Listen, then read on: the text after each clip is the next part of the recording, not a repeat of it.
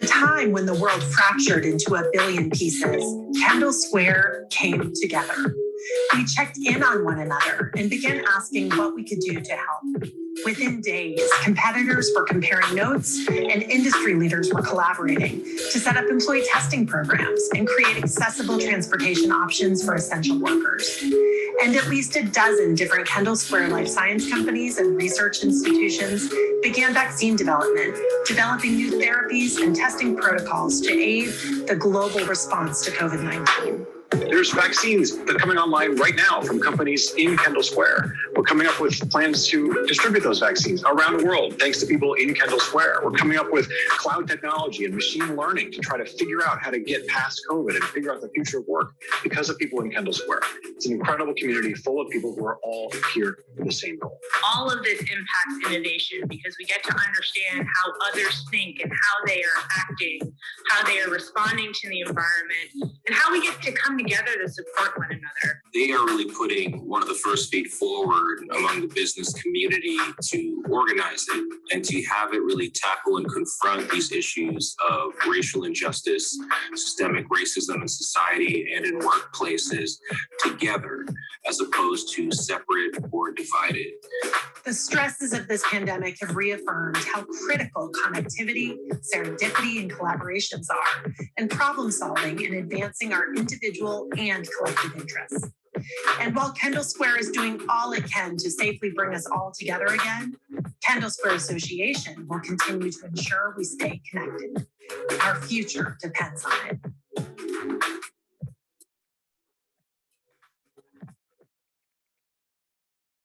Good morning, everyone. My name is C.A. Webb, and I'm the president of the Kendall Square Association. Welcome to our 13th annual meeting. This is the second one we've held via Zoom during the course of the COVID-19 pandemic. It has been a sobering year for us all and in our collective life as we've watched so many families impacted by loss and illness. In tough times, we all return to first principles. In Kendall Square, we've leaned even harder into collaborative problem solving to respond to the toughest pandemic in a century. Here in Kendall, collaboration is in our DNA. In good times, that phrase can sound kind of soft. But in these difficult times, we grasp the import of what this really means. In the face of a global pandemic, one place on the planet had more companies and research institutions rally to respond than any other. From developing life-changing vaccines and therapies to cultivating first-of-their-kind public-private partnerships, Kendall Square provided the rest of the world the necessary tools to navigate our way toward a recovery. I've never felt more inspired by the people and organizations that make up Kendall Square. And yet, here we sit at a time defined by uncertainty, where month over month, we seem to come up with more questions than answers about how we will operate in this next phase of our collective life. We have big opportunities in front of us to define how our community will maintain a vibrant culture and foster a stronger spirit of inclusion and belonging. What are the lessons we want to take from the pandemic to forge a stronger, more dynamic, more connected, more accessible innovation community? This we see as the new Kendall challenge. So let's get down to business. We're so glad to have hundreds of you with us this morning. In just a moment, we'll hear from MIT President Raphael Wright about what's on the horizon as MIT continues defining new and exciting possibilities for the future. We'll install our newest board members who will share their vision for building a better Kendall. And in our last half hour, we'll have a dialogue with Tanisha Sullivan and Bill Sibold at Sanofi Genzyme about the next frontier for companies who want to play a central role in pursuing racial equity. And we'll do all of this in 90 minutes so you can get on with your day by 9:30. We're live tweeting this morning event. You can join the conversation by using hashtag the new Kendall challenge to let us know what you think needs to be prioritized for our recovery. Traditionally, this meeting happens over breakfast when we all get to rub shoulders and meet friends of friends. While it's not nearly the same, I would like to ask you to drop your name, title, and organization into the chat at the bottom of your screen so that we can all see who's here among us this morning. Later in today's meeting, I also encourage you to use the Q&A function during the keynote discussion with President Wright, as well as during the dialogue with Sanofi Genzyme's leadership. We'll do our best to answer as many questions as we can. Now, I want to give a huge shout out to this year's annual meeting sponsors. Our gold level sponsor for this year's event is Divco West, the company behind the dynamic new Cambridge Crossing development in East Cambridge. Our silver level sponsors are Biomed Realty, MIT, Pfizer, Sanofi Genzyme, and our bronze level sponsors are Sienna Construction and Graffito.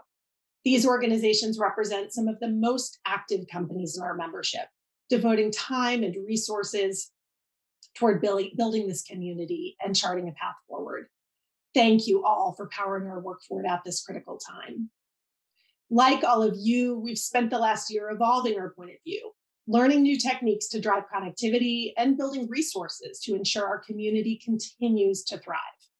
This past year, KSA convened members of our community for 5,330 hours of Zoom meetings, engaging with one another about the future of work, learning about and designing anti-racist policies and practices, and sharing information from the front line of COVID-19, all while wearing our favorite new footwear, slippers. More than 30% of Kendall employees reported slippers as their footwear of choice during the pandemic, followed closely by socks, and then Kendall's pre-pandemic favorite, sneakers. Our small and local restaurants and retailers have been tremendously impacted by this pandemic. In 2020, we lost several of our local favorites, including Flat Top Johnny's, The Automatic, Friendly Toast, Catalyst Cafe, Abigail's, and others. While our office and lab spaces are much loved, we all know it's the Kendall restaurant and sidewalk culture that fosters relationships and new ideas. Therefore, it's essential that we find creative ways to support the entrepreneurs and their teams that keep us all going. In 2020, KSA partnered with Google, Graffito, and MIT alumni company Toast to launch a program called Toast Drop. Toast Drop connects Kendall's employees with local independent restaurants for safe and quick meals. As you return to your office, please don't forget to support these essential local businesses. Community staples like Commonwealth, Dumpling Daughter, Fuji, and Za are ready to be the place where you say hello again to your team, family, friends, and pod after a long winter. As always, you can find the latest news at kendallsquare.org and follow #KendallEats for the most up-to-date news. Also in 2020, Kendall's physical landscape continued evolving, helping us see exciting new resources and centers for excellence in our community. Kendall Square is rapidly becoming a hub for the arts and culture, as the new development of 585 3rd Street will bring a theater and performance space to Kendall. The opening of the Foundry next year will create a new hub for community focused on arts, culture, workforce development, and technology, a space that celebrates the creativity at the core of our community. In just under a year from now, the MIT Museum will officially open the doors to its new facility in Kendall Square. Boston Properties also will be bringing a new rooftop garden to 325 Main Street. Our community will continue to lead globally in our commitment to sustainability. In 2004, 500 Kendall became the first LEED Platinum certified building in North America. In 2020, the new Akamai headquarters became the first LEED Gold certified version 4 building in the world. We will also be home to the first subterranean electrical substation in the United States. We have a number of exciting developments underway too, while still being home to the most groundbreaking companies in the world, including an exciting expansion at the Engine, Google's new home base, and life sciences startup at Lab Central 238. Kendall Square is proud to be part of the city of Cambridge. And as we look ahead to all of these developments, KSA and our partners are committed to building a community for everyone to enjoy. You can see the start of this commitment in the vision for MIT's 11-acre Volpe development that will transform the heart of Kendall Square with new open space, 1,400 units of housing, 4 new office and lab buildings, vibrant and accessible ground floor retail, and a community center where we'll all be able to converge for yoga, dance lessons, and pickup games of basketball. You can experience it in the newly redeveloped Termere Square, a beautiful open space that celebrates one of Kendall's icons. Soon, you will be able to enjoy it in the new Timothy Toomey Park, which will include a large playing field, an event area, a sledding hill, and even a play area for dogs.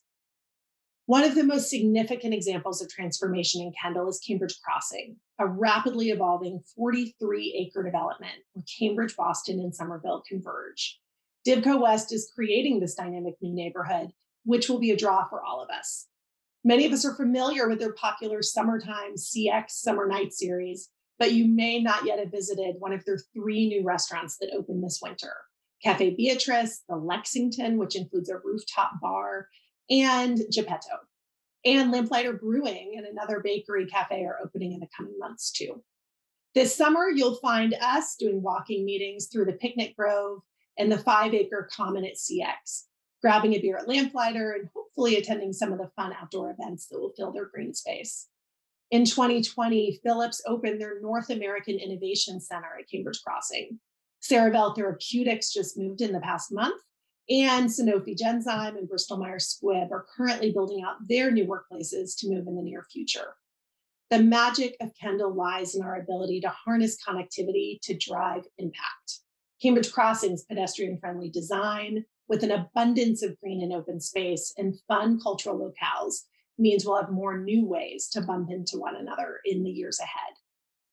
Now, before I pass the mic, I also want to take a moment to celebrate the regional leaders who have headed to Washington, D.C. to support the new Biden administration this past year. Our community's leadership continues to prompt a new wave of sophisticated critical thinking and a stronger scientific foundation for our nation.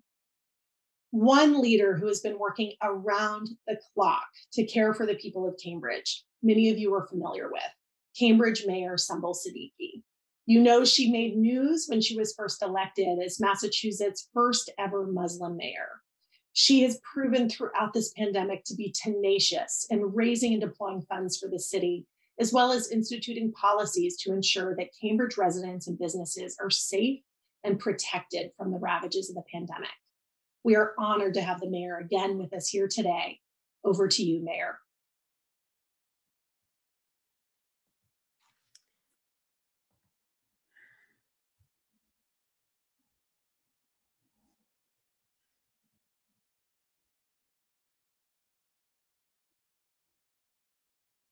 Hi, I'm here. It keeps prompting me. 1 second.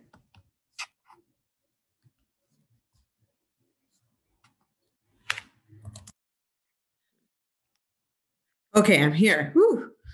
Okay, great. Great to be here, everyone. Thank you, CA Webb, and everyone for joining this morning. What a year it's been. What a year. So, as I think about this year and as we come out on the other end of the COVID pandemic, we have time to reflect on the challenges, the opportunities, and the tender moments of this past year. And I think about our city's residents, like many across the country, who experienced disruption, hardship, and loss to their daily lives, their livelihoods, their health, their well-being. It was nothing like we've experienced before. And in those beginning days, it seemed there was no end in sight. My office in the city of Cambridge quickly began working with community partners, small businesses, nonprofit organizations, community members to address the impact the public health crisis was having on our most vulnerable residents, our seniors, our Black and Brown community members, and our low-income families. In April 2020, we relaunched the Mayor's Disaster Relief Fund to raise money to assist residents who are financially burdened by the pandemic. With the generosity of so many individuals, organizations, and local businesses, we've been able to raise nearly $5 million. $3.2 million of these funds went directly to residents needing help paying rent or helping pay their utility bills. Over $500,000 went to support our small businesses, and another $500,000 to support our arts organizations. This was truly an extraordinary effort, with so many Canterburyans lending a helping hand to their fellow neighbors during a difficult time. Many of our donors are part of the Kendall community: Takeda, Biogen, Alexandria, MIT, Biomed Realty, Amgen, Sienna Construction, Cambridge Savings Bank, Divco West. Thank you so much for helping those who've been in need. There are so many examples, whether it's the Broad Institute and the amazing testing that now we offer 7 days a week, to the support of setting up a temporary homeless shelter from MIT, contracting with local businesses to provide meals for residents. There's just a few examples. Those are just a few examples of the city's pandemic response. There were and are countless responses led by community members, educational institutions, and organizations. And this leads me to the tender moments of the pandemic. There was stress, grief, loss. There continues to be. But there's also been hope. The hope was born from witnessing the community's willingness to help. Kendall has been an instrumental leader in this moment. The willingness came to help was in every corner of our city, from every sector and in every neighborhood. So I really do want to thank all the businesses and the institutions who are part of the Kendall community, and so much for their support. I really don't have words for everything that I've seen this past year and in this critical moment of our city's history. And throughout this most difficult year, we've seen what we've seen in local organizations, businesses, and universities, our schools, and the city. We've been coming together to face this year's many obstacles together.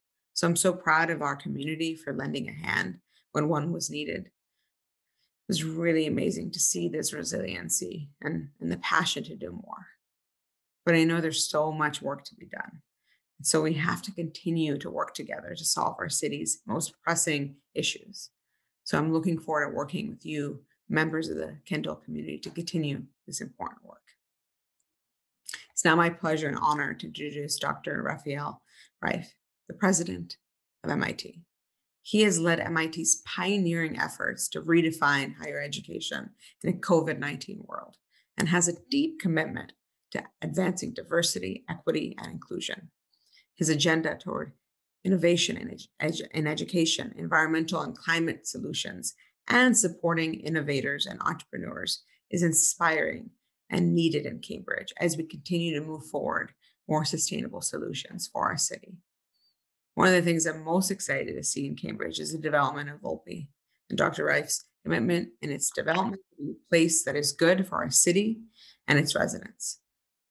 The city is so fortunate to have a leader like Dr. Wright in our community, leading one of the most prestigious and renowned universities in the world, and who is leading with sustainability and diversity in mind as new projects emerge and move forward. So without further ado, let's please welcome Dr. Wright. Thank you for having me this morning.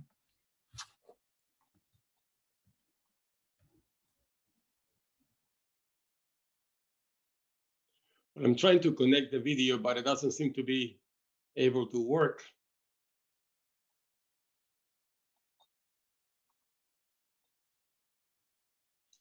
We can hear you, President Wright, and Okay. I think the team on the back end will get you on video as quickly Okay, as perfect. can. I'll get going because I that's better for you. You can hear me and you don't have to see me. That's I don't know about that. Thank you for being here. Yeah, good morning, everyone, and thank you, Mayor Sadiki. Those are very, very kind words of yours. I really appreciate it. Through this long year of sudden adjustments and difficult surprises, all of us at MIT have been very grateful for the spirit of collaboration with the City of Cambridge and all our Cambridge neighbors. So I thank you, Mayor, for your leadership. This year, another source of confidence has been the KSA itself, under the inspired leadership of your president, C.A. Webb. I have great admiration for everything you've done to keep us all connected, learning, and focused on what's truly most important. Of course, it would be more wonderful if we could really be together in Kendall Square, the old-fashioned way, but we're surely on a path that will get us there before too long. And in a few minutes, I will share a brief video that will hopefully get us all dreaming about being back together in real life. This morning, I would like to offer a few of my hopes for Kendall Square moving forward, but I will begin by taking a step back, all the way back to 1980, when I first joined the MIT community and the faculty at MIT. I arrived with a brand new degree from Stanford, but even so, I loved everything about MIT, the people, the culture, the intensity, well, almost everything. Winter took some getting used to. And one thing I simply could not get used to was that MIT seemed to pay so little attention to its surroundings. I left California just as Silicon Valley was starting to boom, and I took two things from that experience. First, I saw the significance of place and proximity in driving innovation. And second, I came to see that if a university really wanted to make an impact, it had to look outward and find ways to deliver its ideas to the world. In Silicon Valley, the answer was to spin out startups. These tiny companies were everywhere, and just by existing, they were creating the culture and the workforce and ecosystem they needed to thrive. By contrast, in the 1980s, MIT was also looking outward, but it was skipping over Cambridge and even skipping over Route 128 to develop its global focus. The Institute was also continuing its long-held pattern of working with big companies, but it had very little interest in thinking about startups. I don't need to tell you that times have changed. As a few generations of MIT leaders saw what was happening in California, they started to imagine what could happen here. And beginning around 2005, when Susan Hockfield was president and I was provost, we recognized that it would make a tremendous difference if the Institute also invested itself in every sense of the word. There were conversations about trying to bring the software industry back to the East Coast. But I remember feeling very clearly that it was time to say, what we lost, we lost. So let's make the most of the unique strength of this place, biotech. I remember thinking, if someone wants to do theater at the highest level, they go to Broadway. If they want to do software, they can go to Silicon Valley. But if they want to do biotech, let us be the place. And today, of course, thanks to the immense creativity and commitment of thousands and thousands of people in hundreds of companies and organizations, including all of you, that dream has entirely come true. The densest concentration of life science talent in the world, the most innovative square mile on the planet. We use these phrases routinely now. And of course, Kendall is also much more than biotech alone. Today, when people try to explain the Kendall phenomenon, they usually say something nice about the importance of MIT. But I want to tell you a secret. MIT success depends on Kendall Square. To live up to our mission of service for the betterment of humankind, we need this incredible community to thrive, and we need it to be self-renewing. Well, all of this is history combined with the experiences of this past year, which led me to a few reflections. If you ask about my hopes for the future of Kendall Square, I might say three things. First, I would like Kendall Square to be a place that never forgets the source of its strength, a great system of mutual inspiration, support, and collaboration, stretching from fundamental science all the way to practical impact. A system that embraces absolutely everyone in this room today. We saw that system at work in the most beautiful way with the development of the COVID vaccines. To the general public, the vaccines seemed to come out of nowhere, an overnight success. But of course, the miracle of these vaccines was the fruit of about 4 decades of fundamental university science and applied industry research. As someone who has believed in Kendall Square for a long time, I find it deeply gratifying that 3 major companies with their feet planted right here are playing a major role in stopping a global pandemic. If we want Kendall Square to thrive in the long run, to be self-renewing, and to live up to its potential, we must always remember that our strength lies in treasuring that whole creative system. Second, I would like Kendall to be a place that is always pushing the frontiers of knowledge and possibility, and at the same time, a place that takes responsibility for the consequences. This is very much how Kendall Square began, when experimentation with DNA was just emerging. To non-scientists, the technology felt mysterious and risky. So the Cambridge City Council wisely insisted that the scientists involved explain what they were doing and help the community come to understand and support it too. At MIT, we're thinking in that same way today in a different realm. You may know that we recently launched the MIT Schwartzman College of Computing. With dozens of new faculty members, Schwartzman College is already a very important force on the frontiers of machine learning and artificial intelligence. But we decided that, oops, my video is on. But we decided that given the power of these technologies, from the start, the college would need an equal emphasis on ethics. So today we have important research stretching from the limitations of facial recognition software to the dangers of risk prediction in the criminal justice system. And my third wish for Kendall Square is that it becomes an even more delightful place to live and work, a continuing good neighbor to its longtime Cambridge neighbors, and a place that welcomes, attracts, and nurtures talented people from every background, people who want to make a serious difference. At the KSA, I know you're doing inspiring work with your Inclusion Drives Innovation program. That kind of professional development across the organizations in Kendall is how we're going to drive real progress. At MIT, we're embarking on our own strategic action plan for diversity, equity, and inclusion.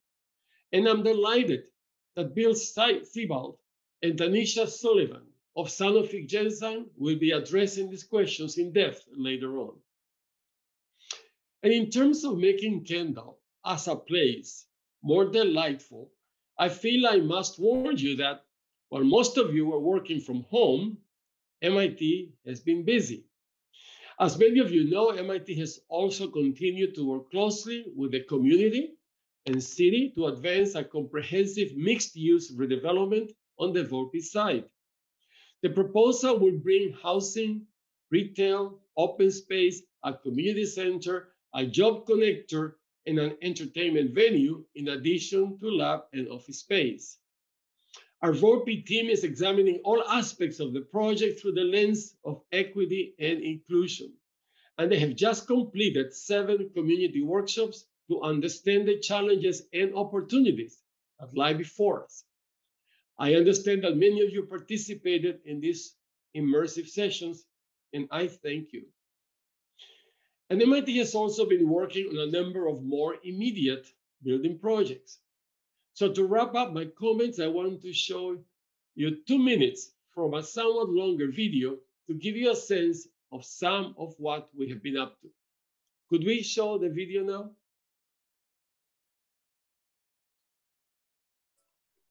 While the COVID-19 pandemic has prevented many of us from physically being at MIT, there has been a lot of activity on the campus. Not only in labs, classrooms, and student meeting spaces, all in a safe way, of course, but also on our construction sites. While we've been away, the undergraduate residence hall on Vassar Street and the graduate residence hall in Kendall Square have been completed. In addition, the office building that will house the MIT Museum next to the new Kendall Gateway is complete. And the lab building connected to the Kendall Clock Tower building has taken shape. MIT's campus, of course, has so many wonderful outdoor open spaces. Of course, you think of Killian Court as this incredibly iconic, special place. One of the spaces that I'm thinking about a lot is the Kendall open space. It's located just adjacent to the MIT Medical Building and very close to the MIT Kendall T-Stop. So what used to be parking lots is now going to be this beautiful mixed-use space. So when people come back to campus who haven't been there for a year or so, they're going to see this whole area transformed. We want to create a place that's not just for some people, but is for all people. I have great confidence in MIT and in Kendall Square with regard to the future. I don't know exactly what it will look like post-COVID, but we will be there.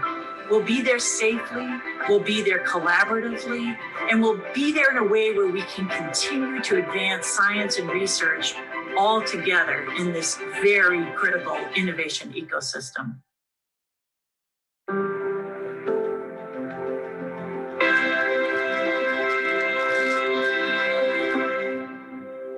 Well, I don't know about you, but I myself, I'm dreaming of having a sandwich in the sunshine out in that wonderful open space.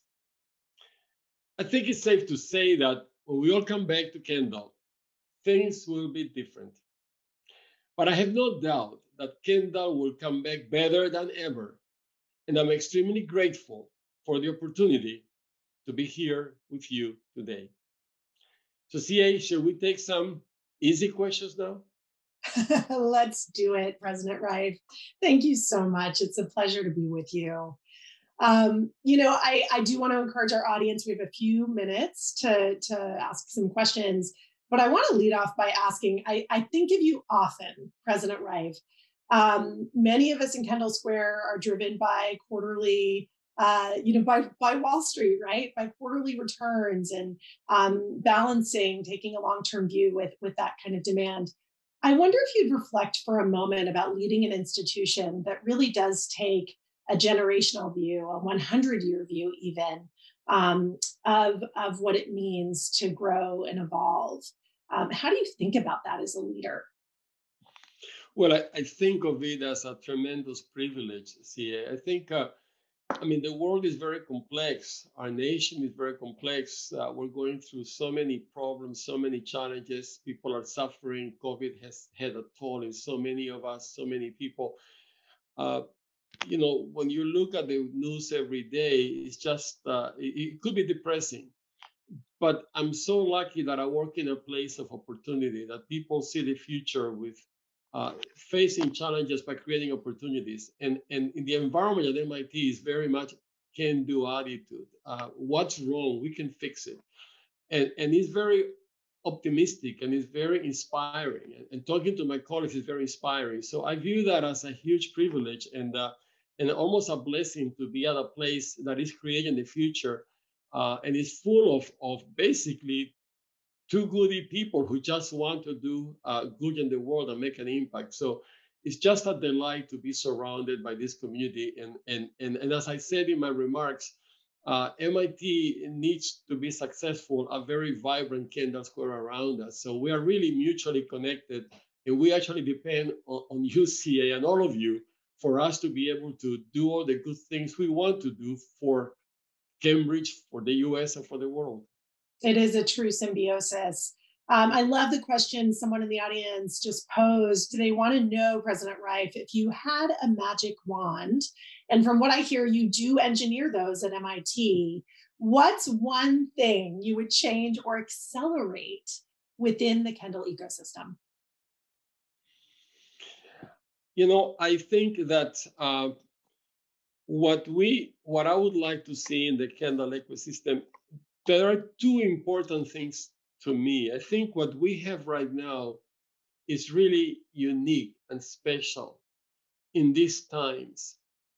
But I want the ecosystem to recognize that we don't want it only to be good for these times. We want it to be good for generations to come. And that's the word that I use in my remarks about renewing itself.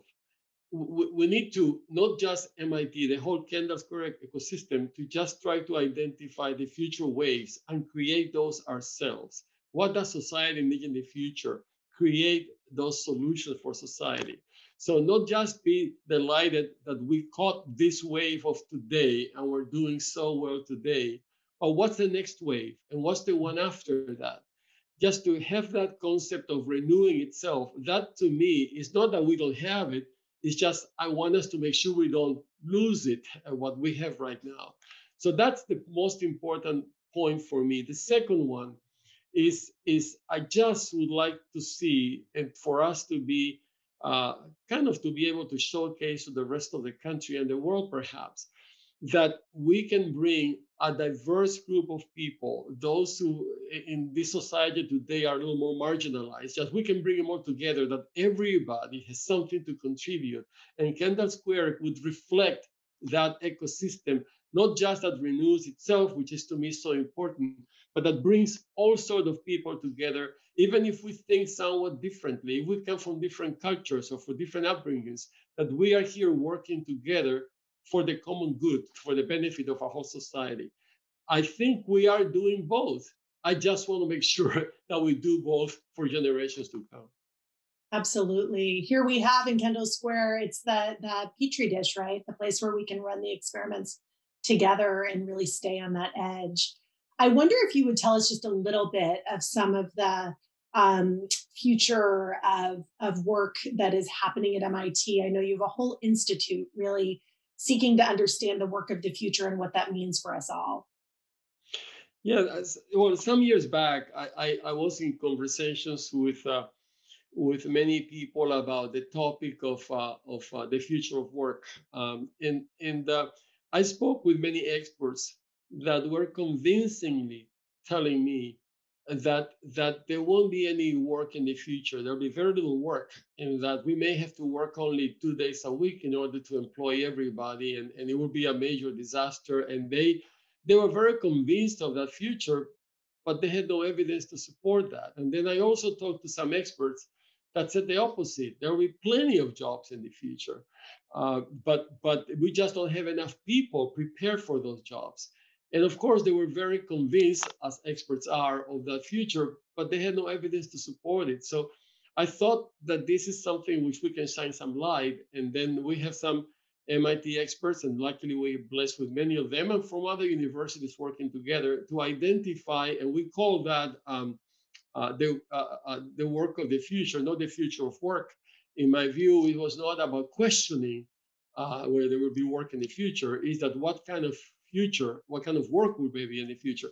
And they come up with a terrific report with lots of observations and recommendations. And I think that the bottom line is that, yes, indeed, there will be plenty of work in the future, but work changes, and we just have to adjust to that. And knowing that the work will change, and knowing that it's going to take a while, it's not going to happen in 5 years or 10 years, but knowing that that's going to happen, how do we prepare society? What kind of policies do we have to put in place so that we can prepare the workforce for those changes? And not just the new workforce that is growing up right now, but the existing workforce that we have to change to different skills. How do we prepare all of that?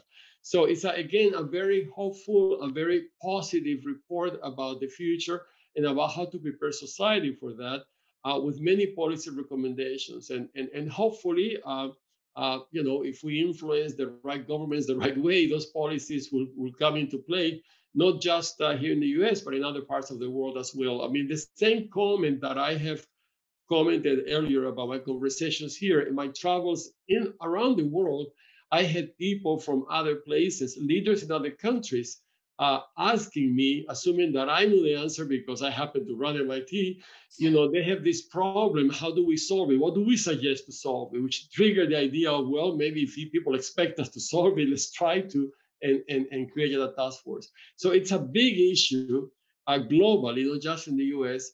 And I think the work of the Future Task Force, so the experts that we had put in that work together, came up with a very optimistic realistic assessment, of course, as long as we follow the policy recommendations that they are proposing. Thank you. I share your optimism. It is why I love going to work in Kendall Square every day. It's a place that dwells in possibility. Let me ask last question before we send you on your way. I'm curious to hear, it's the beginning of baseball season here. Many of us in this audience are avid Red Sox fans. If, Kendall Square's development was a baseball game, what inning do you think we're in right now? That's a terrific question, CA. Well, I think we are on the early stages of the game. I think we are about, the end of the third inning. We have lots to do. It looks very promising. We have our best player up to bat right now, and we have several individuals on base. We have a great opportunity. And I hope that the batter slept well last night so he can just keep his mind and eyes open and hit that ball as hard as he can. I love it. I love it. Thank you, President Wright, for being with us. It is always a pleasure. Thank you, CA, for having me. Thank you so much. Be well. See you soon. See you. All right, everyone. I would now like to pass the program over to KSA Board Chair and Chief Communication Officer at the Broad Institute, Lee Mcguire, who will conduct our official KSA business. This will not be boring, I promise. It'll be a little bit boring. I don't have a good baseball analogy. And see, I'm very glad you didn't ask me the baseball question because I don't actually know anything about baseball. So thank you, President Wright, for answering that one. Okay, so I'll be pretty quick. It has been a year, as you know, unlike any other. And before we kind of get into the business, I just want to take a moment and share just how incredibly grateful I am. I know the whole board and all of us here at the KSA are for the ways that CA and the entire team have really stood up and worked hard this year to keep things moving. Alana, Abby, Yushi, Nora, and Alex, three of whom are new, have really worked all hours of the day to keep us connected and collaborating when we needed community the most. If we were in the Marriott right now, which is where we would normally be, I would ask for cheers and applause to thank them, probably a standing ovation, but we can't do it. So since we're on Zoom, we'll just pretend that's what's happening. They make it look easy. It is an incredible job. So thank you to CA and a team. Also, if we were in the Marriott, we also pause and welcome all the elected officials who are here today. Mayor Siddiqui, of course, and also State Representative Jay Livingstone was in the chat earlier, so I'm pretty sure he's still with us. So hello to all the elected officials who've taken the time to join us today, and thank you for your support. As Mayor Siddiqui said and President Wright said, partnerships have been what has made the difference for all of us this year. Last year, around this time, was when we were beginning to figure out how partnerships could help us get through the pandemic. If you remember April last year, we were just past the part where we all went remote. It seemed like it had been a very long time. It had only been about 3 weeks or so. And that's when we started to kind of shake it off a bit and begin to work together as closely as we could to move forward. I remember the Cambridge Health Alliance, along with Cambridge Public Health Department and the city, Pro EMS here at the Broad Institute, and others mobilized to spend a weekend going door to door in nursing homes in Cambridge to test every single resident, every staff member in those nursing homes, right at the beginning of that nursing home section of the pandemic when things felt very out of control. And Cambridge really led the country in terms of testing everybody without symptoms, with symptoms, and figuring out the virus had spread much more rapidly through nursing homes, I think, than we even thought at that point. And because of that early detection, the city saved a whole lot of lives and became a real model for the state and the country. Around this time also last year, in part because of the KSA, many of us came together, including the CIC, which through partnerships began accelerating testing in the area. And now, of course, the CIC is really leading in the state in terms of vaccinations. It was Brian and Tim at the CIC that worked together through the KSA and all the partnerships we have here to begin to build those connections. So the KSA really did bring people together in a way last year that I think made a huge difference. President Wright, thank you for joining us today. He is, by the way, scheduled in 5-minute increments. So the fact that we got him for a full 45 minutes is huge. And he has been championing the community and establishing what I think is really a new model for inclusive community development across the community with the Volpe Center. Sarah Gallup, former board chair at KSA and still a KSA board member. You saw her in the video, hugely involved in that community process as well. So thank you to Sarah. Fun fact also about that video, there were a lot of drone shots in that video. And if you want to fly a drone through the buildings in Kendall Square, you have to ask the FAA because we are very close to Logan Airport. So it's harder than it looks. So between groundbreaking advances in AI and sustainability, to putting health and safety first while continuing to educate the next generation of leaders, to breaking ground on Volpe. MIT really is strengthening our ability to advance a new world that awaits at the other side of this odd moment in history. So knowing that today's program is full of a lot of dynamic speakers yet to come, we're going to dive into KSA business now before introducing you to our new board members.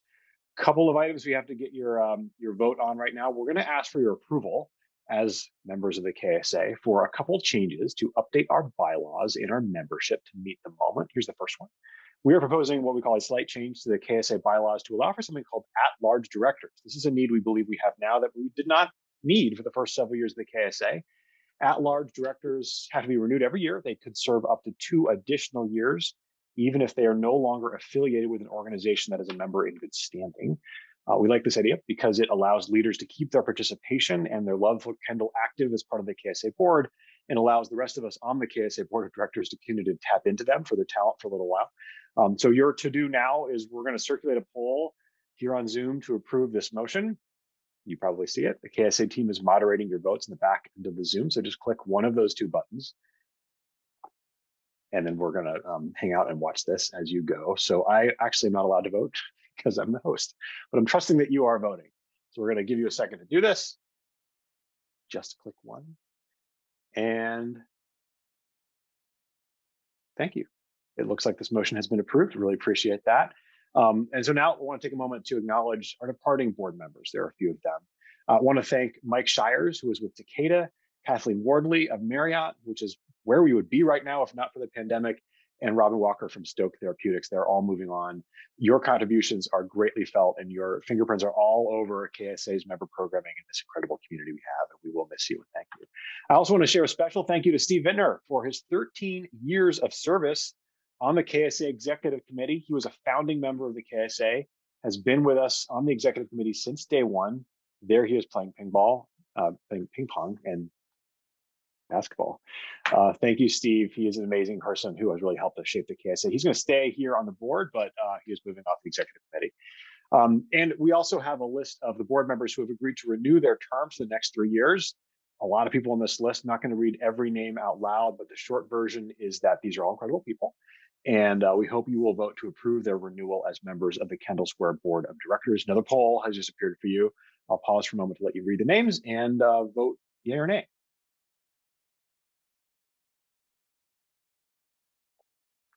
Okay, that's a lot of time to click on a button. So thank you for casting your vote. Yes, the answer is yes, and we appreciate that very much. Their engagement and direction has really helped us all stay connected, collaborating and thriving this year, even though it's been quite a weird one. So this year, we are also welcoming 7 new members to the board of directors here at the KSA. Each of them is going to serve for a 3-year term with your approval. I really want to thank CA and the nominating committee for some truly long hours and work to build relationships over quite a long time that has brought us to the point where we can welcome these amazing new people as part of the KSA board of directors. So again, if we were in person, we do a voice vote to approve this. That is technically challenging on Zoom. So instead, we're going to pop up that poll thing again and ask you yay or nay on should we welcome these new board members for a 3-year term, yay or nay. And we're going to monitor this in the back end for consensus. These are all awesome people. And yes, you have said yes. So thank you very much for your so-called voice vote for that. That is the end of the business. Now we get to the interesting part of my part, which is the most technically risky. We're going to attempt for some quick Q&A to get a peek at the direction of that each of these individuals wants to bring to the KSA. We're going to go through each of them together. So I want to introduce you to our new board members now. Everything in Zoom is a little bit contrived, as you've learned over the last year, and unnatural. So we're going to act natural and have very short, casual conversations with each of these individuals about pre-selected topics to give each new board member a chance just to talk about their ideas for Kendall Square. So we're going to try this and start with Johanna Jobin, the Global Head of Corporate Reputation and Responsibility at Biogen. If you are there, Johanna, I will ask you how we should use this moment to build a better Kendall. Hello, you're there. This works. Hi, Lee. How are you? Welcome. Thank you for having me. I'm just excited this will work. So hello there. I'm excited it works as well. How do we use this moment? All right. Well, first of all, I just want to say I'm honored and humbled to join the board, and I want to welcome my other new board colleagues. Also, just want to thank you, Lee, the existing board, and of course, CA and the wonderful staff at KSA for all the hard work you've been doing to revitalize Kendall Square and make it the beating heart of innovation, not just in our state, but across the country and even around the world. It's truly a privilege to join you all and contribute to the strength of our community. And this work couldn't be more urgent. There's clearly a unique moment in our world, and it would be a lost opportunity to return to business as usual. Instead, we can tap into Kendall Square's innovation and innovative strengths to build back better. We can challenge the way we think and work to deliver on a shared vision of Kendall Square that is more equitable and inclusive, more sustainable and resilient, healthier, and just even more creative. About 40 years ago, our company Biogen chose Kendall Square as our global headquarters, and we've seen so many wonderful qualities that enabled us to grow as an organization. And we all must collaborate to enhance that enabling environment, and that's why KSA is so important. For example, Biogen welcomes additional engagement around our Foundation STAR program. This is a multi-year initiative to strengthen STEM education ecosystems in our local community for students, notably student groups underrepresented in science. Programs like STAR are key to ensuring a robust talent pipeline in Kendall Square, and they are our future. In addition, Biogen also launched Healthy Climate, Healthy Lives, a commitment to go fossil fuel free and improve public health. So to deliver on that ambition, we look forward to partner and collaborate so our community employees have access to infrastructure that enables a decarbonized future. So in these ways and other ways, Kendall Square can continue to become a demonstration of what is possible when it comes to innovation in key issues like equity, health, and even climate. And as we say at Biogen, a place where science meets humanity. So togetherly, we can create a Kendall Square that enables everyone to thrive. And I'm looking forward to contribute to those efforts. And we're looking forward to your partnership. So thank you to you and all of Biogen for working with the KSA for so long on so many impactful projects. So welcome. We're so excited you're here. We're going to move down the grid and talk to Tali Sasson, the software engineering lead at Google. So let me ask you, what are you looking forward to most when you and your teams return to the part where we actually go to a building and work together, whenever that is someday? Hey, Lee. Yeah, that's a great question. I think the thing that we are realizing as we've all been working from home for over a year now is that we miss the people aspect. We miss being in person and getting to collaborate and know each other as more than just colleagues, but as friends. And I think that's a critical thing that Kendall Square really gives to employees. It's a community. In addition to that, I think as we've all moved to work from home, it's a good reminder that there are many folks in Kendall Square and beyond that are not working from home and that are critical members of our community, and that we need to continue to invest in those communities and make sure that we're good citizens. I think that's super important, and the Kendall Square Association plays a critical role there. So I'm excited to get to work with you all, and I'm happy to be a part of the board. Thanks for having me. We're thrilled to have you too. So let's move on down to Michael Dawson, co-founder and CEO of Innovator for Purpose. Michael, welcome. And what can we do as a community to support and inspire students in the future? Hi, Lee. Thanks for your question. Now, this is going to sound a little unreal at first, so hear me out. What can we do as a community to support and inspire students? As a community, we can be more aspirational. That's right. Home of 2 companies that have developed COVID vaccines, home of the most innovative square mile on the planet. How about we become home of the most innovative 6 square miles on the planet? And I'm not talking about from a physical footprint perspective, but from a human capital perspective. If we can pull out those from the immediate neighboring communities, which so happens to be the most economically challenged neighborhood in Cambridge. If we can pull them into the innovation economy, not only will we address some of the talent and inclusion objectives we have, but it might lead to our next breakthrough. And it will definitely change the lives of many for generations to come. So what can we do as a community to support and inspire students? Not be satisfied with being the most innovative square mile on the planet. Let's raise the bar 6 square miles and close in all of Cambridge. So thanks. I like your thinking. That's a good goal for 2021-22. Welcome, Michael. Let's move on to Keon Johnson, the Senior Managing Director of Human Resources, U.S. East Engineering and Research at Microsoft. What can Kendall organizations do to build the right organizational culture for now and the future? Thanks for the question, Lee. Appreciate that. First of all, let me say thank you to you and the board, CA, and the KSA team who work so diligently to enable this community. I'm grateful for this opportunity and excited to be joining. To talk about organizational culture, we must first align on what is it? What does it mean? Edgar Schein provides what is likely my favorite definition. He notes that organizational culture is the tacit assumptions about how the world is and ought to be, that a group of people share and determines their perceptions, their thoughts, their feelings, and behaviors. Now, with that as a backdrop, I'll offer 4 things that organizations should consider. One is, how do we foster an environment where people can try and fail and learn, all in the service of the customer? How do we move from this more programmatic mindset around learning and development to one that sees it as more continuous and ongoing? Third, transparency and authentic communications are critical to building trust.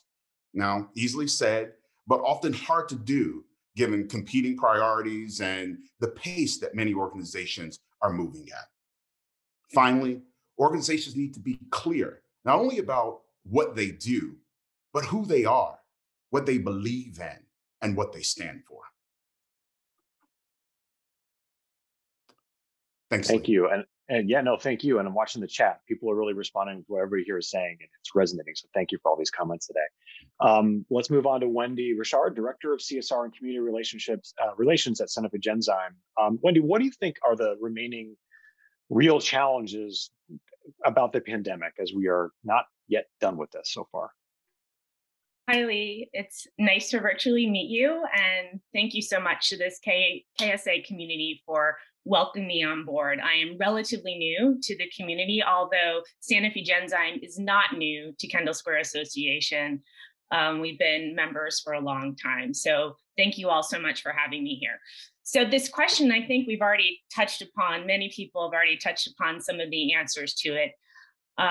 We all know this word disparities has been kind of regular part of our conversation, particularly in the last 12 months.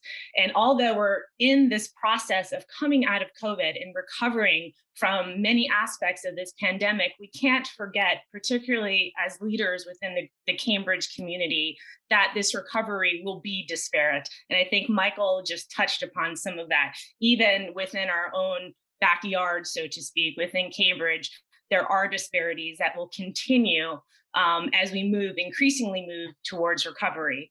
So being mindful of this is something I know many of us individually give lots of thought to and have become activated in the last year, maybe ways that we were not previously in our careers and in other parts of our life. So being a part of this powerful community, I think for us to be mindful about how we continue to show up over in the short term and the midterm, within Cambridge, within Kendall Square, within the larger greater Boston community, in a way that we can make an impact that maybe other organizations are not positioned to make, given the constitution of this organization. So we want to do something that is meaningful and continue to make a difference. As President Wright, I think, said so well, make sure that we are connecting in with the external environment in a way that makes a difference for everyone. So thank you so much for having me. Thank you, and we're so excited you're here. Let's move on to Mahal Premanger, the head of Johnson & Johnson Innovation, East North America. So what do you think makes Kendall's connectivity so special? Yeah, thank you, Lee. So delighted to be here as part of the Kendall Square that I care so deeply about, and that I see as a one-of-a-kind community and ecosystem that invites exceptional, purpose-driven individuals from all around the world to join what I see as a celebration of science and technology and the common mission to push the boundaries of science and imagination to create a better world. And those who come, like me, are guaranteed a warm welcome and access to unparalleled expertise and experience and mostly inspiration. And in return, they embrace the Kendall Square ethics and the culture of exceptionally generous collaboration. And finally, whether you arrived at Kendall Square today or did so 30 years ago, you are a pioneer among pioneers, because Kendall Square is the place where more than anywhere in the world, the future is being rewritten every day as President Wright and others continue to press us to make sure that it is written every day by this amazing community. So thanks for letting me be part of it more formally now, and looking forward to making a contribution to a bright future for Kendall.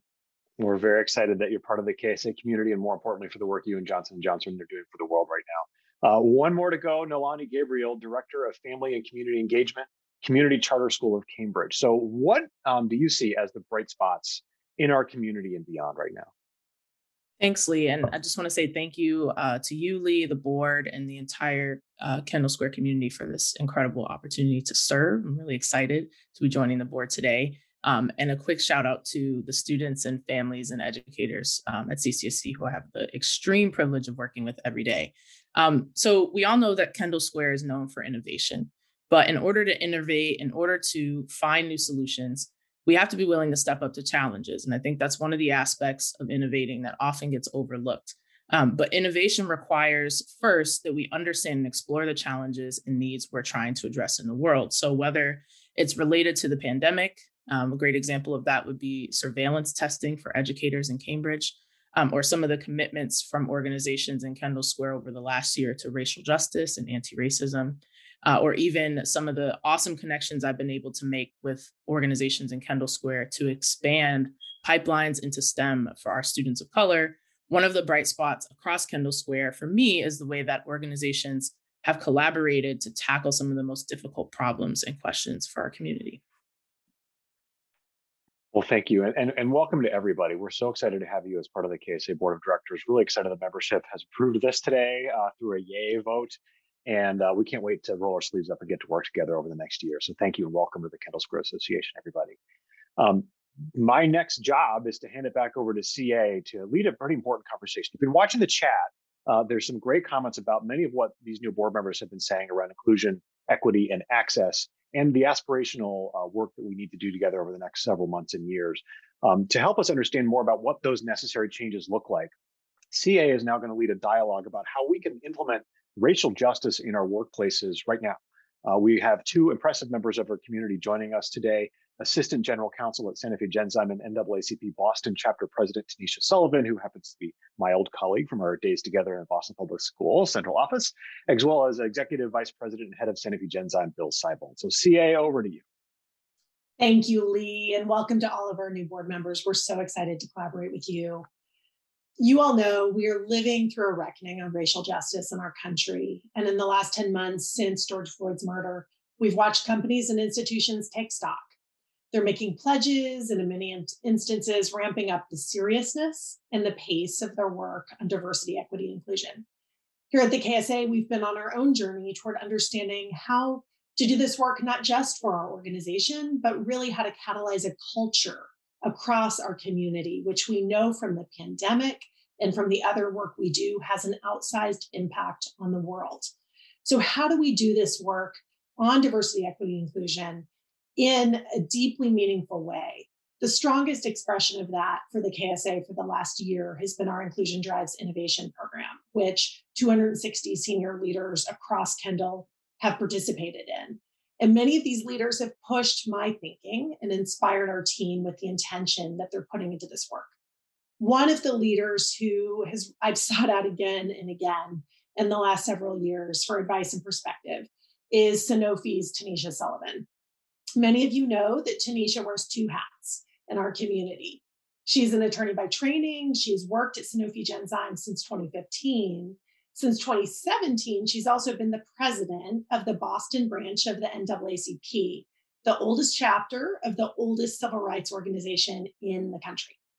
There, she's led deep and impactful work with institutions across the city, including the Red Sox and other sports teams, to lay the foundation for their racial equity work. 2 years ago, Tanisha shared that journey with our board of directors, which led to some fresh thinking and has guided our organizational DEI agenda. Last year, Sanofi joined the CEO Action for Racial Equity's new fellowship program and asked Tanisha to be their official representative.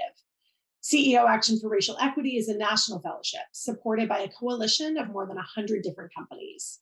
The mission is to identify, develop, and promote scalable and sustainable public policies and corporate engagement strategies that will address systemic racism, social injustice, and improve societal well-being. This investment speaks to the type of leader Bill Sibold is. Bill heads Sanofi Genzyme and is an executive committee member of the global Sanofi organization with a career spanning 25 years in the biopharmaceutical industry. At Sanofi, he's pushed the envelope on what more the organization can do to take action in creating a deeply diverse and inclusive culture. One such action under his leadership includes new strategies for Sanofi increasing diversity in their clinical trials, and some exciting work they've done in partnership with Morehouse College in Atlanta to reach out to communities of color throughout this pandemic. Bill and Tanisha agreed to let us all listen in on a conversation between them today about how they're shaping Sanofi Genzyme's approach to DEI and the import of our collective work across Kendall. Bill and Tanisha, over to you. Oh, CA, thank you. Thank you, CA. We're looking forward to this conversation. It's good to see you, Bill. It's great to see you, Tanisha. It's a shame that sometimes we have to do these external events to actually have a chance to catch up because you've been so busy with the fellowship. But, I'm dying to hear how things are going. So maybe we can cover some of that today, too. Absolutely looking forward to it. Okay. Well, what we'll do is we're going to go back and forth here, just have a conversation, and then we'll be able to take some questions afterwards. I have to say, it is a real pleasure to be here. I think this is an incredibly important subject.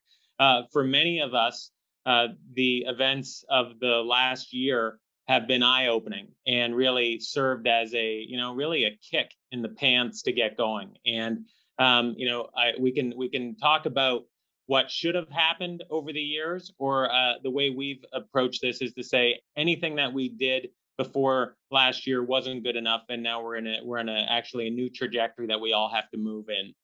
So Tanisha, maybe let's start a little bit about what is going on in the world today. We're seeing many signs of racial injustice. We're in the midst of a global pandemic. What's your assessment of where we are today? Are we making progress? Are we standing still? Are we somewhere in between?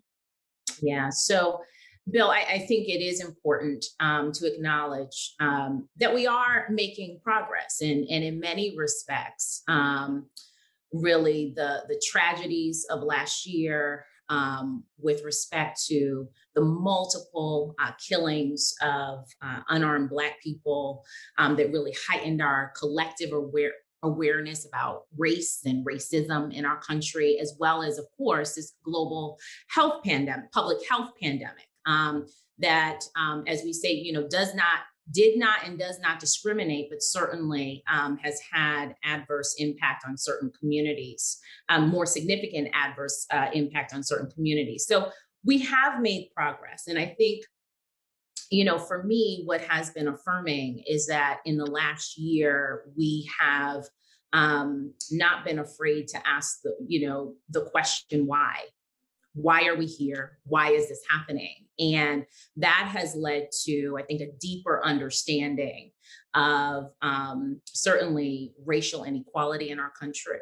And it has led to, I think, more of a commitment on the part of some to do something about it and to do something meaningful about it. So yes, there has been progress. However, I would be remiss if I didn't acknowledge that, today we wake up in a country where, once again, in Minnesota, the streets are hot. The streets are burning with anger because yet another young Black man has been killed. And we're still wrestling with how do we as a nation address the very real issues of policing, accountability, and transparency. We are, still this week, seeing, many of our peers in business and industry wrestling with, what can we or what should we be doing on issues of voting rights and access that seem to be designed to disenfranchise people of color and other vulnerable communities. So there is still much more work to be done, but I definitely believe that we are seeing progress, and I am encouraged by the commitment that we are seeing on the part of individuals who haven't historically been involved in these issues. Yeah. So Tanisha, as CA said, you're president of NAACP. You have perhaps the most unique perspective on the situation, having that title, the work you're doing within the company, and then your participation in the fellowship, which we'll get to in a minute. Maybe we can take these a little bit in order here. So your vantage point as president of NAACP in Boston, what are some of the actions that you've actually undertaken to help make progress in today's environment?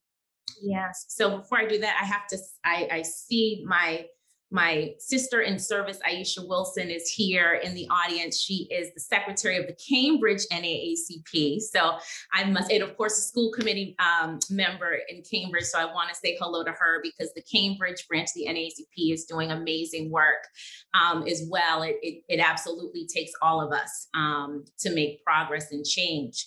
What many people don't realize, Bill, is that, I am now, I think 25 years ago, I entered the life sciences industry. Actually started working with J&J at Janssen 25 years ago. And so what I often share with people is that I have been so inspired and encouraged by the life sciences, and of course, working with Sanofi and Sanofi Genzyme, by the biotech industry. I've been inspired because every day, I have the opportunity to work with people who really take on some of life's most complex and persistent problems, issues, challenges, and every day show up determined, full of hope, full of belief that we can make change, that we can find a solution. And that inspires me in my work with the NAACP.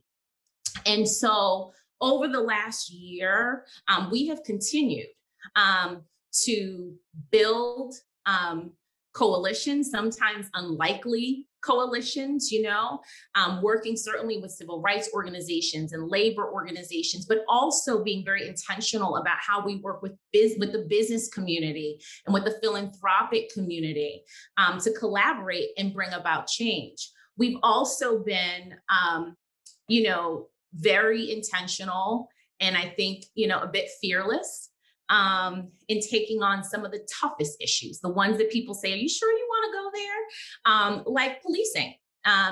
We have been on the front lines, both in the city of Boston and also at the state level, really driving the change with respect to policing reform and doing it in a way that is collaborative and certainly respectful of law enforcement, but also valuing of humanity writ large.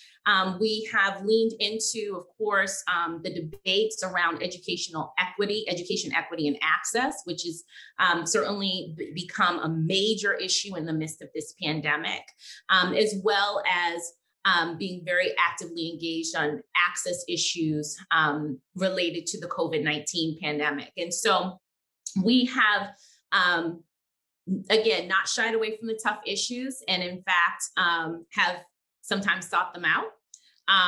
And we've been able to, again, working with others, been able to see some real progress.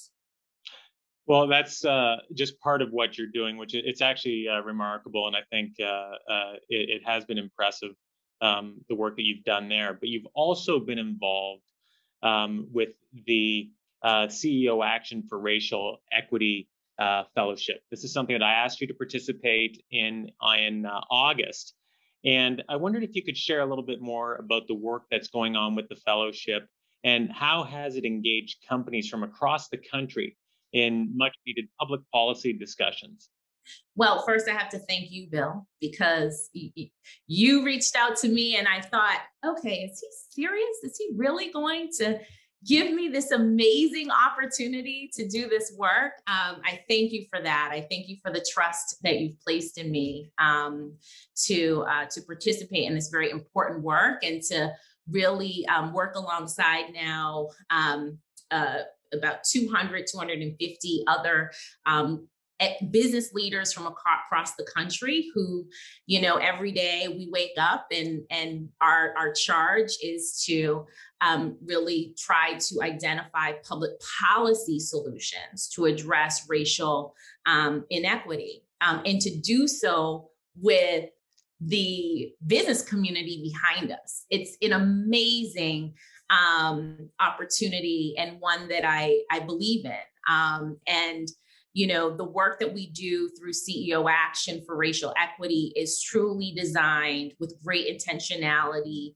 to tackle racial inequality in education, economic opportunity, healthcare, and public safety, for very key pillars when we talk about quality of life for people here in the States. And so that work, I do believe, again, has great promise. It is the first coalition of its kind, as you know, where we have CEOs and business leaders who have said, you know what, we are willing to use our power, our influence to help bring about social change. And so it has been an amazing journey, and we are looking forward to, over the course of the next year, really, again, kind of working with our business leaders to bring about some public policy solutions. But I have a question for you. This was new. This was like, never been done before. And an email comes and they say, is this something you might be interested in? And you said yes. But so why was CEO Action, or why is CEO Action for Racial Equity an initiative that you believe in? Well, when I was asked to participate, it was about a 30-second conversation, because it just makes sense, right? I think the shame is that I didn't know about it earlier. Mm-hmm. And I think that there's been just prolific growth now. I think there's over 2,200 companies at last count, from all different sectors in all different sectors and industries across the country. For me, this is it's an important topic. It's a topic that, frankly, I would say that most companies just are not experienced or prepared to tackle. And having other companies that are going about this, I think, in a very committed way, to be able to learn from them and sit and hear how others are trying to make progress, has just been an incredible experience for me. And I, starting off realizing that I am coming from a place of, I usually feel like I'm pretty well informed and aware. And I realized almost a year ago that I'm not, and I had a lot of learning to do. And this was another way to jump in and make sure I can learn and try to help, not only at a company level, but also how can we do it at a larger level, city, state, and most importantly, at a national level. Absolutely. And one of the things that you often talk about is the importance of, working in partnership with others. And, particularly when we are facing some more complex challenges, really working in coalition and partnership. What we have seen, certainly, again, starting last year and into this year, is kind of increasing calls for the business community to really truly lend its voice to some of our country's most pressing issues on racial equity. Policing reform was a big one. And I know you, along with several other leaders here in Massachusetts, sent a letter to our state legislature and our governor last year, really advocating for the passage of policing reform here in Massachusetts. We're seeing in Georgia and Texas and Arizona and other states across the country, calls for business and industry leaders to really push back against some of the voting laws, suppressive voting laws that are being advanced at the state level. What do you see as the role of the business community in leaning into some of these issues and using our voice to help address some of these issues? Yeah, thanks, Tanisha. I think there are many ways to influence. Political decision making is probably the fastest, most meaningful way. But I think as we step out of the elections this year, there's clearly doesn't seem to be as an aligned mandate across the country. However, the next point of influence really is economic. Mm-hmm. And when you put a group of business leaders around the table, especially a group of over 2,000 business leaders that are responsible for a significant portion of the economic output of the country, and they begin to align on an opinion and have a voice, that is one that cannot be ignored. And I think that that's why this is such a potentially powerful group. And we can all do our best as a single person, but the impact can be so much greater if there is a large group that comes together, that works together, and has similar goals. That's the way we can truly make change. And that's why this is so exciting to be a part of, because I do believe that it's impossible to ignore the wishes of this group because of the breadth and the geography that it even covers, right? There's a big economic power there, so we will have to be listened to. So that's why I'm committed to it, and I love the fact that you're so involved with the fellowship. We often said, if we did everything right within our business, that would be great, but it's not good enough. I think the only way that we make progressive change for the future and for good is if it's done at a national level. And anything short of that is a Band-Aid, I believe. I think it's not to diminish the progress, but I think we really have to try to make systemic changes now. And I'm very encouraged by the companies that have come forward that want to make a difference. And I think, as we move into more and more issues that are more sensitive issues, right? It's going to really test the organization that it stays together and focused. And I know that there's great people on the fellowship that are going to keep all of their leaders informed and honest, if you will, and focused on what the goal is. But as we have these new issues that we take on, this is going to be a real moment for us to see how strong a coalition we have and the impact that we can have. But I'm very confident that it will have an impact because of the economic might behind it. Absolutely. And again, just the courage that it takes for business leaders to come together in this way with the specific purpose of addressing racial inequity. It hopefully is a flashpoint in our country and really means that we're starting to turn some corners. So thank you for your leadership. Yeah, I think, Tanisha, look, I think we have a moment here where we have to take advantage of it. I think it could be a very long time to come around again if the momentum isn't maintained. And it's going to put people in uncomfortable spots, and there's going to be risk involved for some people. But, what the risk of not doing it is far greater than the individual or personal risk that exists in participating. Absolutely. Absolutely. And, we talk about, we've talked a little bit about the external piece and the work that we're doing through CEO Action for Racial Equity. But you've also, over the past few months, been very clear with us within the four walls, so to speak, of Sanofi, that we can do better, that we need to do better.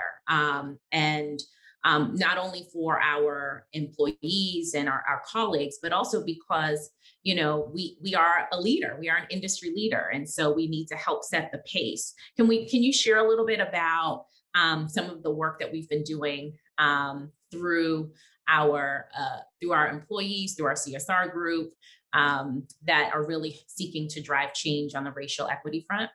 Yeah, look, there's been a number of phases to it, if you will, and a number of approaches. What we don't believe is that a single solution is going to solve a problem of this magnitude that has been going on for so long. So we're trying to really take on education as a first, make sure that conversations are happening, make sure that there's comfortable environment for people to talk about racism. It's not a word that was used 12 months ago.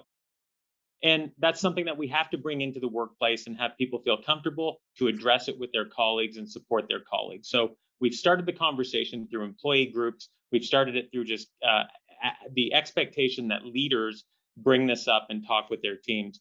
We're looking across our full value chain, if you will. We're looking at clinical trial diversity. This has been a significant challenge. I think a lot of this came forward in COVID as well. And we have our team internally with development who had already started, but has accelerated the efforts and is participating with industry trade groups as well to try to take it on, not only at a company level, but at a industry level. We're looking at supplier diversity, which is another issue. One of the things that we've started to do is actually look to see what are the numbers. And Tanisha was always has been a huge advocate right since we had our first conversation. What does the data say? And until you know the data, you can't make the changes. And we've really tried to do that. We have participated in what's called the Trusted Messengers program, where working with a national agency, we have supported the education in underserved communities. We did a pilot, first of all, in Atlanta to educate about COVID and to help people get tested and to provide a path to vaccination for the future. But education is so absolutely critical. We're trying to do that externally. And just a final thing that internally, what I'm doing is I have a monthly episode called Uncut Conversations about Systemic Racism, where I invite somebody externally usually to take on a topic of interest. We've had somebody from the Dimmock Center, who we've had a long-standing partnership with. We had their chief medical officer come and talk to me about the efforts of that just absolutely wonderful organization. So those are a few of the things. That's not an exhaustive list, but we are really trying everything from when we hire, having diverse candidate panel and panels of interviewers that are diverse as well. So we have targets that we put in place for the future that we really do want to make a difference. And we're going to go as fast as we can, but it doesn't happen overnight. And we've got to we can't accept any mediocrity in this case. We have to get better. And I've certainly committed to the organization that that's the case. Well, Bill, I have to say, I know we have to wrap up, but I've had the opportunity to work with a number of leaders across the Commonwealth, and it is an honor every day to be your colleague, to work with you, and to be on this journey with you. It has been truly a good experience, as Sanofi has, of course, started our journey or continued our journey toward racial equity. But is also recognizing the power in our voice, and the power in our position, and really making the decision to use it for our collective growth and our collective advancement. So thank you for your leadership. And thank you. Tanisha and Bill, thank you for being such fine leaders among us. Thank you for using your platform and your privilege to not only drive a company that is literally changing and saving lives, but to impact your employees, your patients, your stakeholders, the communities in which you're doing business for the better. Thank you for the urgency you're showing us all to build racial equity. Thank you. Okay. I'm just going to take one more minute to wrap up this meeting. Thank you all for being with us for the last hour and a half. I do want to note, if you enjoyed this dialogue, please do check out our Kendall Collective series on Instagram.